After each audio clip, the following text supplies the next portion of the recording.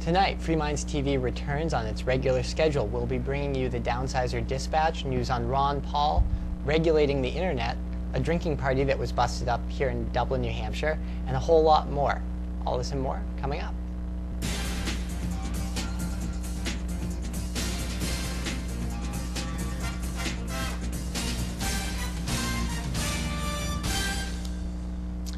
And welcome to Free Minds TV, back from a little hiatus. With you today is Toby. And Nick. All right, we have a lot to get to today. Welcome back to the viewers. We've been gone for what, about a month and a half now.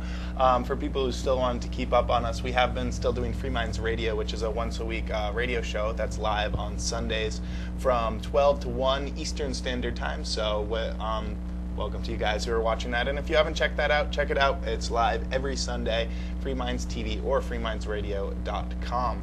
Also something before we get into the news and stuff, we were at PorcFest 2008 a couple weeks back now. I think it was 2 weeks ago when we were there filming, and we have put together a little special. It's a 1-hour special that will be running on the normal stations that we're on, right here on Chester TV, as well as Manchester, Concord, and then the Fellows Falls region. But it's also, if you on freemindstv.com, you can check it out there as well. So see what PorcFest was all about, the Free Staters and those crazy porcupines, see what they were up to at Gunstock Mountain in Guilford, New Hampshire. Okay, though, let's get into some of the topics. We have a lot of stuff we want to cover today. The first one is something a little bit depressing. It's no laws are being passed here yet, and the politicians and government isn't doing much about it yet anyways. But it is a little bit sobering, and it has to do with a public opinion of what the public thinks we should do about the internet. And you know how it's unregulated, it's scary, big bad scary internet out there. The government doesn't have control over the internet like it does television and radio signals. It's really pretty much unregulated for the most part. I mean, the government has done some stuff about the internet when it comes to gambling and child pornography and such. They have done a little bit peer-to-peer file sharing. They've done a little bit here and there, but for the most part, it's the wild, wild west. Right, and it's allowed people to build up a lot of websites that distribute information without all of the regulatory costs of applying for a license that you would see in radio and television. And to a large extent, it's the fact that the internet was unregulated that allowed the amount of innovation and the speed of expansion. So the internet went from, being kind of a fringe phenomenon to being in almost every home within a decade. Right. I mean, you see there's billions and billions of websites out there on the internet, and then you look at radio signals. How many radio signals are out there? Well, I know that we only pick up a handful here in Keene, New Hampshire, where we broadcast from, because it's so heavily regulated. It's almost impossible to start up a new radio signal, even though there's plenty of bandwidth out there that people could use for the radio. But the federal government has clamped down. They're not really giving out new licenses unless you have an obscene amount of money to throw at them. So regulation usually means less innovation. And for the internet, it's always what I loved is how it's pretty much unregulated. If people are too scared of the internet and they think that it's coming into their house and they don't like what's on it, well, simply go to a different website, or if it's really scaring you, you can just hit the off button on your computer and you won't have to worry about it. Sounds like it makes sense to me, right? The internet's scary, shut it off. Well, a lot of Americans don't agree. A new poll coming out of, where is this poll coming from? The Rasmussen survey is showing that 49% of Americans feel that we should be controlling the internet. Only 35% think that the government should not control the internet, with the rest of them not really sure what the government should do. But a majority, 49%, think the federal government should control the internet the way it does television and radio. That's pretty sobering. Yeah, it is. I mean, you would think Americans would value their freedom on the internet, their freedom of speech, freedom to transact business transactions online, but it almost sounds like most Americans are pushing to be more like China, where the government filters and blocks and edits what content is available to you. And once you open the door to government regulation and people having to apply for permits, it's not just going to be applied to the things that most people don't like. You'll see it expand so that anybody who wants to start up a blog, which you can do now, for the cost of setting up a website, a domain name, which would probably cost you maybe $10 to set it up. Now you might have to see licensing there, and it's just going to allow the government to get its foot in the door, and pretty soon you've got an internet a lot like China's or a number of other countries around the world. Pakistan blocks content, and if there's content that they don't want you to see that's politically sensitive, they start blocking that too. Right, and this whole thing is spurred by, the article goes into cite some more statistics about harassment online. 73% of Americans think it should be a crime to harass someone over the internet, such as sending them an angry email or an angry IM, harassing them, or even if some people go on the internet, use forums, such as trolls on the internet would now become a crime to be a troll on the internet and be an annoying person on the internet. But it's illegal to be harassed, right? Nasty letters in real life. Right, but 73% of Americans think it should be a crime on the internet, spurring from a couple of different cases. One in particular about a woman who's in Missouri on facing charges of conspiracy and accessing a computer using a false identity because she made a fake username to pretend to be a 16-year-old boy, and then flirted with a 13-year-old girl and eventually broke the 13-year-old girl's heart, and the girl later committed suicide, which is very tragic, and it's something that I wish didn't happen. But it doesn't mean that we should turn to the government to protect us. It means we should turn to parents to be watching what their kids are doing on the internet. The internet is not a safe place for kids and teenagers to be meeting other people on the internet. It's not a healthy place, and parents should be taking care of that. Turning to the government for help is simply not the answer. Well, thankfully, the government, even if even if regulation is put into place, the government is probably not going to be very good at it, simply because the internet, the tech side of it moves forward so fast that it would be very hard for a regulatory agency to keep up. But they could impose restrictions on average people through internet service providers. Right. So if Time Warner is who carries you, or Verizon, or any number, whatever the company is that provides your internet service, the government could make agreements with them that they have to follow certain guidelines and comply with government regulations in order to stay in business. And it would probably be possible and not terribly difficult to get around that. But for the average person, it's going to impose some limitations on what they can do online. Yeah. Now, the article finishes up with a few more statistics, citing that only 48% of the people in this survey actually use the internet on a regular basis daily. Another 25% use it rarely for work purposes, and then another 25% don't use it at all. So they're asking people who don't even know what the internet is. So it's a scary, unknown place, because they hear news reports about so-and-so from MySpace went out to meet some guy and was abducted or something, when really the parents should have been involved the entire time with that. But to people who don't use the internet, as many of the people in this survey don't, the internet can sound scary. So you know what? If it sounds scary to you, just stay away from it.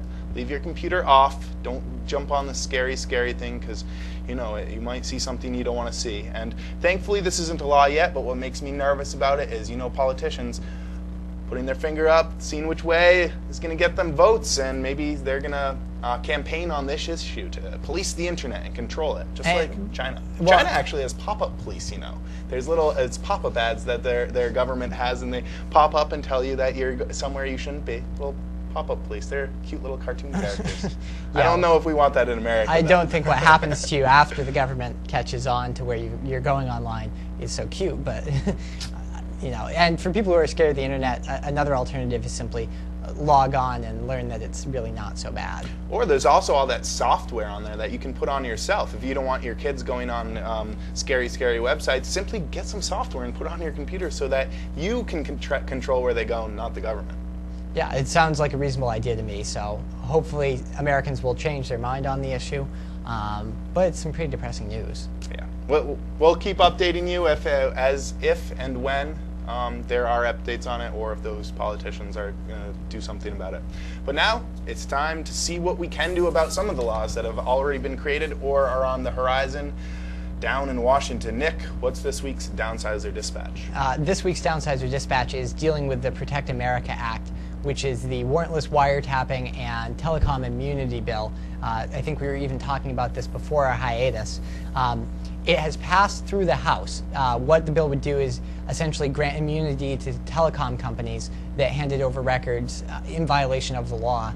They helped the government in illegal wiretapping. This would grant them immunity from lawsuits, and it would also grant the executive, the president and his offices, more power to wiretap without a warrant, which is a pretty bad bill for civil liberties. The hope was that it could be killed in the House, but a lot of Democrats defected on that, and if you go to downsizerdc.org, you can see how your representative voted. There was only one Republican who voted against it, and I haven't checked, but my guess is it was probably Ron Paul. So it's in the Senate. The best hope for killing it in the Senate is to have a filibuster on it. And Downsize DC is encouraging people to write letters to their senators and encourage them to take up the filibuster and stall and hopefully kill the bill. There's a couple good candidates. I think Chris Dodd was mentioned as one, and there's some political pressure on Barack Obama to take up a filibuster to show that he can stand up to the Bush administration for real, in real life.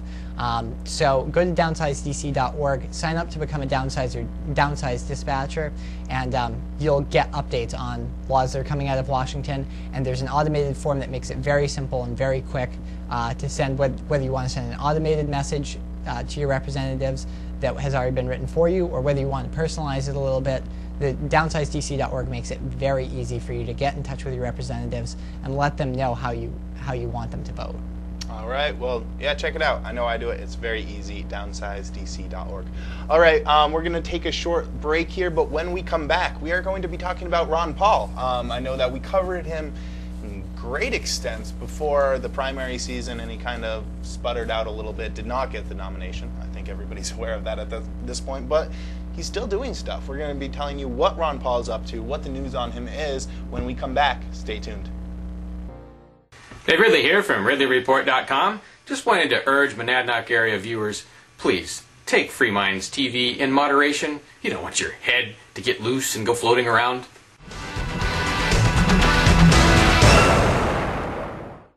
And welcome back to Free Minds TV, where we encourage you, the viewer, to think outside the box. With you is Toby. And Nick. All right. We talked extensively about Ron Paul, the Republican. He was running under the Republican ticket for the GOP nomination for the 2008 presidential election. Well, he got some votes here and there. He did not win it, unfortunately. The Republicans chose John McCain as their choice, and Ron Paul was kind of shut out. The GOP did not really like him even being a part of their party, and because he really isn't a Republican, he's more of a libertarian than anything else, but nevertheless trying to keep conservatives under the pressure, keep them fiscally conservative, but they weren't really buying it. So he was shut out, did not win the nomination, but he's still doing stuff. Nick, what's the news? Well, Ron Paul officially announced that he's ending his campaign to seek the presidency. He did get some delegates for the National Convention, despite the fact that he didn't win any primaries or caucuses outright. So you may see some delegates actually going to the Republican convention in St. Paul and voting for him. But pretty much he's out of the running as far as seeking the nomination. But what he has launched is a new campaign called the Campaign for Liberty. And this isn't a campaign for a particular political office, but it's an attempt to build a movement on the foundation of what was laid with the presidential campaign. And what the Campaign for Liberty seeks to do is they're going to try to elect pro-liberty congressmen and people at all levels of government, whether it be state, local, national, in an attempt to change the political landscape, as well as doing outreach as far as educating people about the ideas of sound money, a non-interventionist foreign policy, and all the other platform issues that relate to liberty. And they're going to be doing that in part by reaching out to homeschoolers and trying to provide ways for homeschooling parents to get information on American history, civics, and other related fields that'll help American children who are lucky enough to be homeschooled learn a little bit more about liberty and how it's had an effect through American history. So there's a lot of ways they're trying to reach out. They're also calling for creating book clubs around the country for books that deal with topics of liberty, whether it be economic or personal.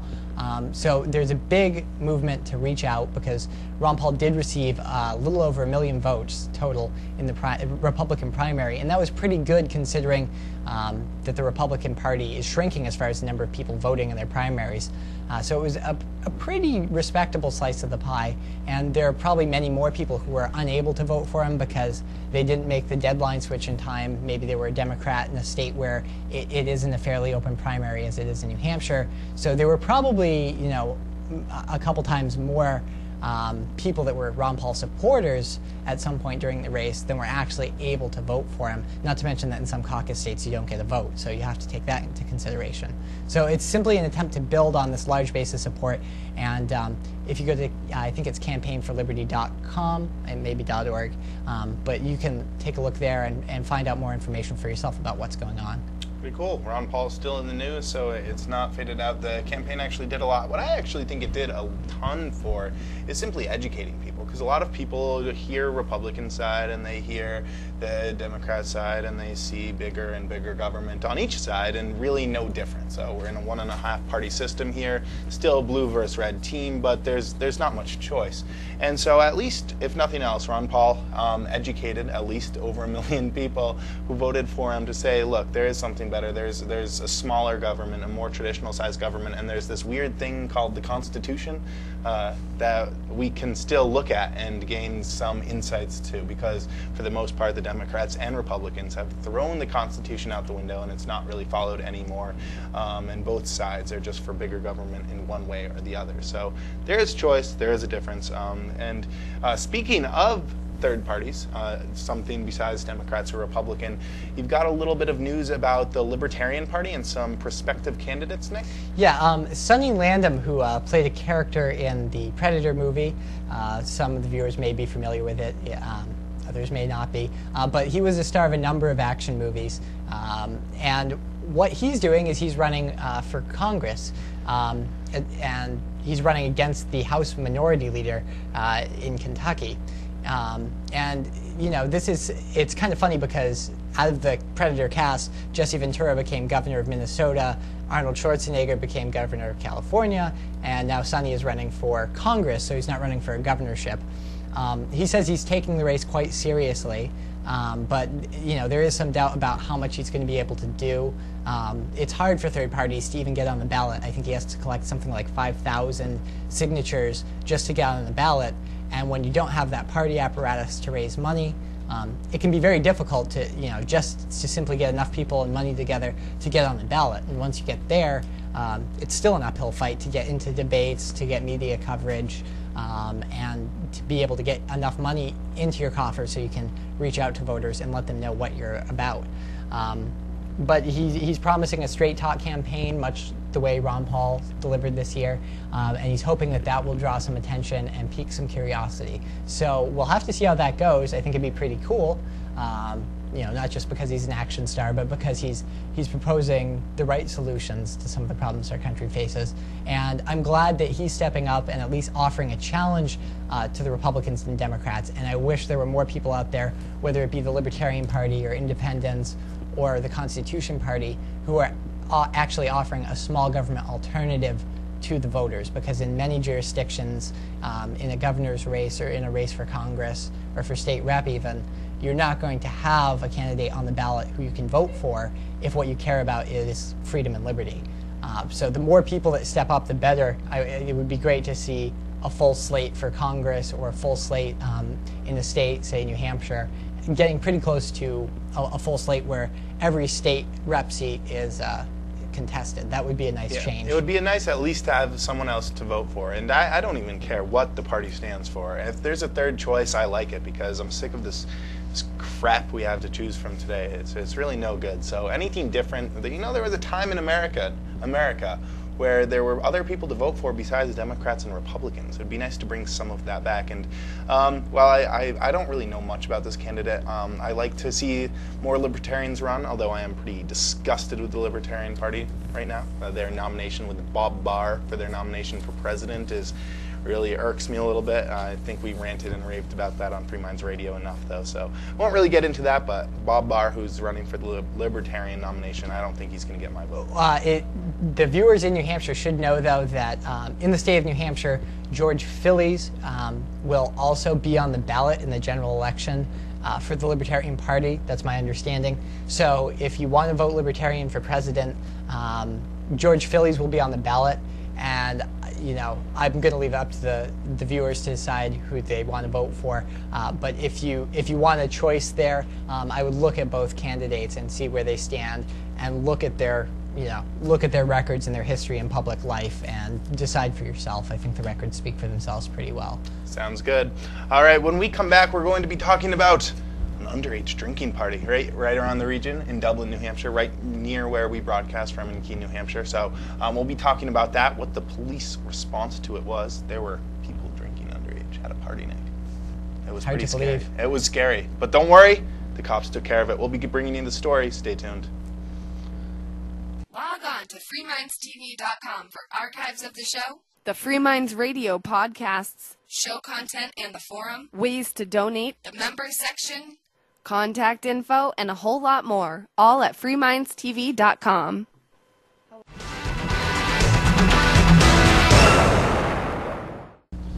And welcome back to the show. With you today is Toby. And Nick. All right, we're going to be going into some underage drinking, because it is a problem. It's always been a problem. I think since man discovered alcohol, it's been a problem. And despite their attempts, governments have not been able to thwart it. So our government, though, they're still doing their best to try to stop these people from drinking, even though most of the very police force that's enforcing these laws has done a little bit of underage drinking in their day. Not all of them, of course, but I'm sure some of them had a sip or two of alcohol before they were of legal age. So it could be seen as hypocritical, but nevertheless, they're out there to do something about it. This coming from Dublin, New Hampshire. A Hancock police sergeant shocked two teenagers with his stun gun during an underage drinking bash in Dublin over the weekend. This coming from the Keene Sentinel. Today, when we're recording the show, it's Wednesday the 25th. 3 dozen partygoers were taken into protective custody, including a Keene police sergeant's daughter. Ooh. And 6 others were arrested. So I guess this all stemmed from a noise complaint that was coming out.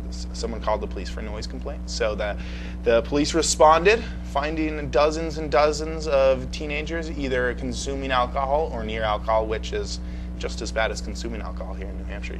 Same law. You still can get arrested for it, for possession, for being within a certain amount of feet to the alcohol. Sounds ridiculous. What if you're a designated driver? But anyways, the police will stop you. They're just doing their job, right? So anyways, they went on the scene. They found people drinking. Some tried to run away, so they were charged with, of course, resisting arrest. Others were found drinking, so some of them were charged with internal possession. Others were within the distance of alcohol, so they had to be taken into protective custody as well. Well, what do they do when a teenager walks through a grocery store with beer in it? I guess that's legal because it's not an open container.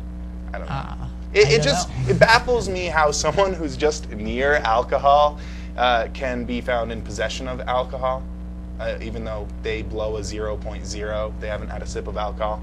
So I guess it's illegal to be a designated driver here in the state of New Hampshire. But all this police presence, tasering kids, because I guess the police say the kids were pretending to sleep in a truck under a blanket, and they were drunk, and when the police told them to step out of the car and put their hand in the car, the kids tried to push their hand away. So they tasered them. They're now going to be charged with, I think, simple assault of a police officer. So this will do a lot for their lives. They tried to have some fun, which probably isn't a good idea. The parents should probably be involved a little bit if their kids are out at all hours of the night hooping, hollering, drinking it up. But I don't know if giving them charges is going to help them pull themselves out of this funk that they're in. I don't know if it's going to help them get good jobs and be productive citizens. Well, and you also have to consider that in most countries where the drinking age is significantly lower or doesn't in effect really exist at all, that you don't really have these house parties to the same extent. And I think what we're seeing here is a byproduct of the drinking age laws we have in the United States. And you tend to see a lot more parties where people are binge drinking and where there are large crowds congregating. Just because you can't do it in a legitimate circle. It's not like an 18, even if you're 18, you can't go to a bar. You can't, there's no setting in which it would be legal and acceptable for you to drink. And so people tend to be pushed towards a party scene that's not a very good scene most of the time. But I think if you look at some other countries, you don't see young people doing this, at least not to the same extent. It's not that parties don't happen. I'm sure no matter how many laws they pass or don't pass, you're still going to have teenagers partying, most likely drinking. But when you look at the effect of the alcohol laws we have, not just in the state of New Hampshire, but in all 50 states, and you compare it to places like Canada and England, France and Germany, I think you can see that what we're doing doesn't make a whole lot of sense, and it certainly doesn't cut down on the amount of underage drinking. I remember a couple years ago hearing a report on NPR that placed the percentage of alcohol sold in the state of New Hampshire that was consumed by underage people at 19 or 20%. So you're talking roughly a fifth of the alcohol sold in the state of New Hampshire is ultimately going to be consumed by people under the age of 21. And, it's been illegal to provide alcohol to minors for a long time, and it's been illegal for them to possess it, but that hasn't stopped them. I think we need to look at some policy changes and what we're doing about giving charges to kids who are really, it's not going to help them in life. They're doing what most people did. Even the police, one of the police's daughters was among the arrested. Daryl W. Madden was among the officers who showed up to control the party that his daughter was a part of, taking place in. Anyways, we're running out of time here. If you have an opinion, we'd love to hear it. fmtv@freemindstv.com is the email address. You can also visit our website, freemindstv.com. All sorts of archives there, Free Minds Radio. Check out the PorcFest special we just put up. All sorts of different ways you can help this show. Well, it has been Toby here with you. And Nick. And join us next week for an all-new episode of Free Minds TV. It's good to be back.